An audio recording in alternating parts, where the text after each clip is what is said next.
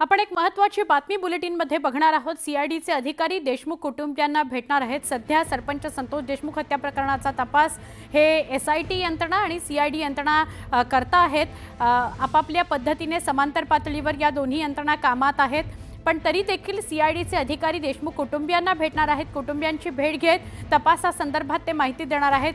धनंजय देशमुख यांनी आतापर्यंत वारंवार याचा उच्चार केलाय की आम्हाला तपास यंत्रणांकडून पोलिसांकडून माहिती मिळत नाही, कसा तपास सुरू आहे, काय तपासाचा वेग आहे, गती आहे, आत्ताचं अपडेट काय, या संदर्भात आम्हाला काही सांगितलं जात नाही आणि त्या संदर्भातलीच बातमी समोर येते। सुरेश जाधव यांना विचारूया।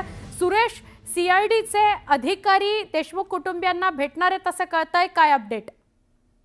धनंजय देशमुख यांनी आज आक्रमक आंदोलन केल्यानंतर त्या आंदोलनामधून काही मागण्या होत्या आणि त्यामधली एक प्रामुख्याने मागणी होती की सीआयडीचा जो काही तपास सुरू आहे, तपासी यंत्रणा जो तपास करतायत त्या संदर्भातली माहिती आम्हाला दिली जात नाही, कुठपर्यंत तपास आलेला आहे या संदर्भात देखील त्यांनी प्रश्न उपस्थित केलेला होता।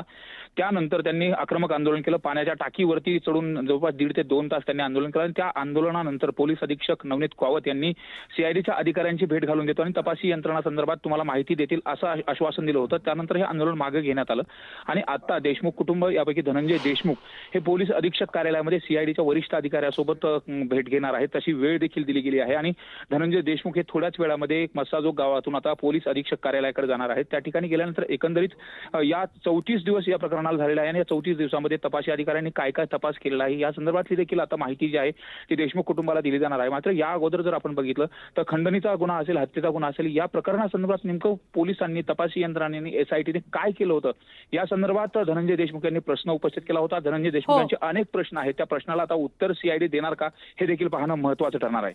अगदी बरोबर, धन्यवाद सुरेश ही माहिती दिल्याबद्दल। आणि आता तरी निदान या भेटी संदर्भात आणि तपासासंदर्भात जे काही प्रश्न होते मनामध्ये देशमुख कुटुंबियांच्या, त्याची तरी उत्तरं देशमुख कुटुंबाला मिळतील अशी अपेक्षा करूया। धन्यवाद ही माहिती दिल्याबद्दल। पुन्हा एकदा दुपारच्या 100 बातम्या।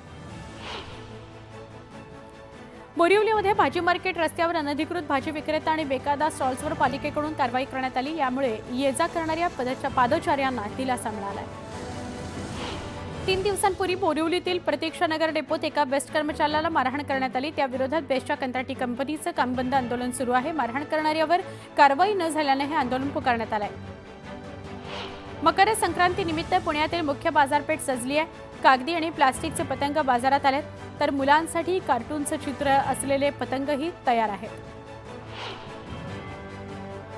पीएमसी बँक घोटाळ्याप्रकरणी आरोपींना जामीन देण्यात आलाय, त्यामुळे संतप्त झालेल्या ठेकेदारांनी मुलुंडमध्ये बँकेबाहेर आंदोलन केले। त्यांना पुन्हा अटक करण्यात यावी अशी मागणी करण्यात येते। मकर संक्रांती निमित्त मोठ्या प्रमाणात तिळगुळाच्या लाडूला मागणी असते, मात्र यंदा तीळ महागल्याने लाडूच्या किमतीतही वाढ झाली आहे।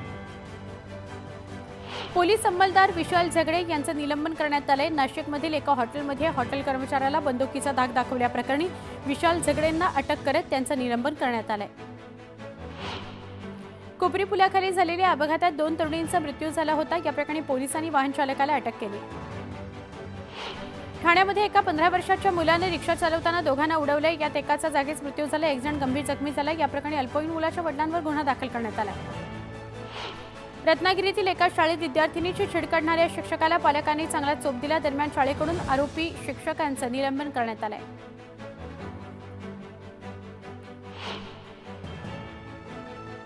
एक छोटासा ब्रेक, पहा फक्त न्यूज 18 लोकमत।